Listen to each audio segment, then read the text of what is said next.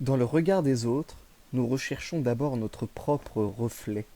En premier lieu, dans le regard de nos parents, puis dans le regard de nos amis. Puis, nous nous mettons en quête d'un unique miroir de référence. Cela signifie se mettre en quête de l'amour, mais en fait, il s'agit plutôt de la quête de sa propre identité. Un coup de foudre s'avère souvent la trouvaille d'un bon miroir. Nous renvoyons un reflet satisfaisant de nous-mêmes. On cherche alors à s'aimer dans le regard de l'autre. Instant magique où deux miroirs parallèles se renvoient mutuellement des images agréables. D'ailleurs, il suffit de placer deux miroirs face à face pour s'apercevoir qu'ils reflètent l'image des centaines de fois en une perspective infinie. Ainsi, la trouvaille du bon miroir nous rend multiples et nous ouvre des horizons sans fin. Quel sentiment de puissance et d'éternité!